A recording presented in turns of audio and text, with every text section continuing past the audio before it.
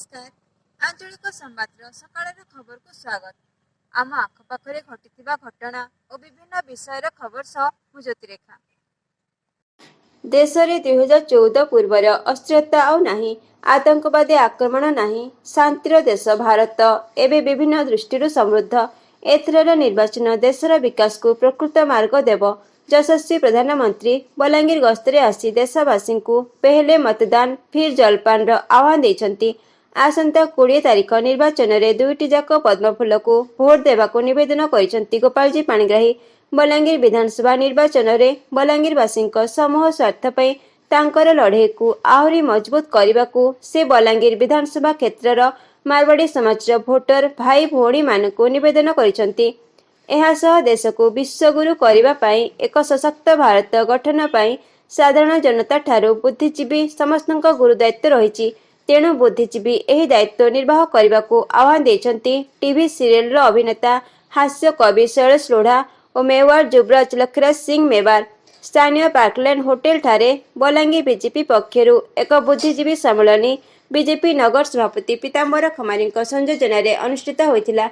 यह सभारे बलांगीर बीजेपी विधानसभा प्रार्थी गोपालजी पाणिग्राही, बलांगीर बीजेपी लोकसभा क्षेत्र संयोजक दिनेश शर्मा, बीजेपी महिला मोर्चार सभापति पंकजिनी पंडा, एडवोकेट सुरोज पाणिग्राही, बीजेपी नेत्री तथा राज्य महिला कमिशनर पूर्वतन अध्यक्षा ज्योति पाणिग्राही, टीवी सीरियल अभिनेता शैलेश लोढ़ा, लखराज सिंह मेवार, निवृत्ति कुमारी मेवार प्रमुख मंचासीन रही जनमत को सुदृढ़ करने दिगरे शिक्षित समाज और बुद्धिजीवी मानक गुरुत्वपूर्ण भूमिका रही।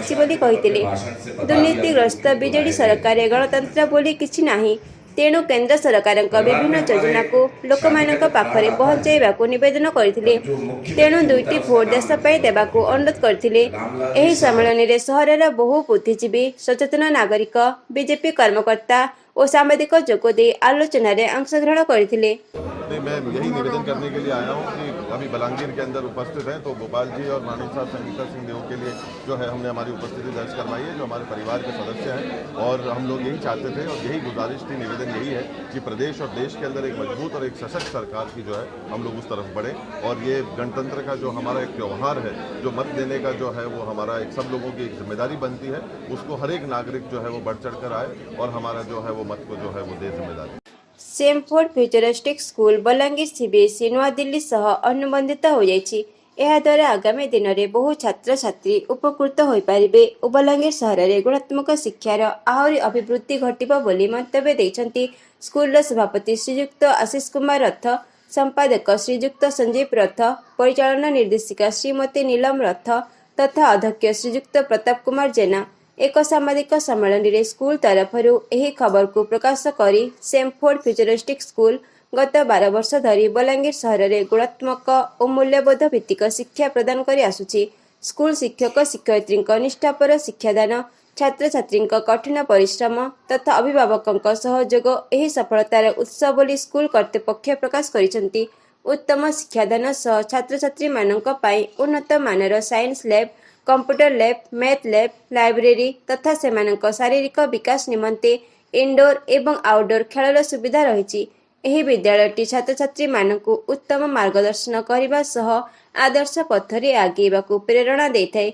छात्र छात्री को मानसिक और बौद्धिक स्तर में सुदृढ़ करने विद्यालयटी सदा सर्वदा प्रयत्नशील एक सुस्थ समाज और आदर्श नागरिक गठन करने हेउछि विद्यालयर मूल लक्ष्य बोली स्कूल तरफरु कहाଯାଇଛି।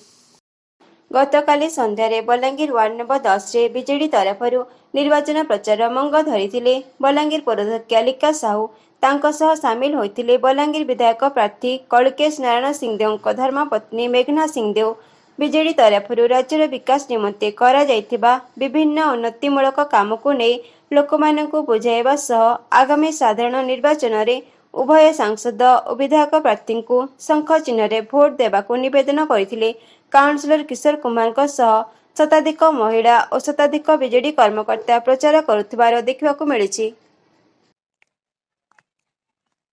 केमिति लागुछि आम सकाळर खबर मतामत निश्चय दियंतु।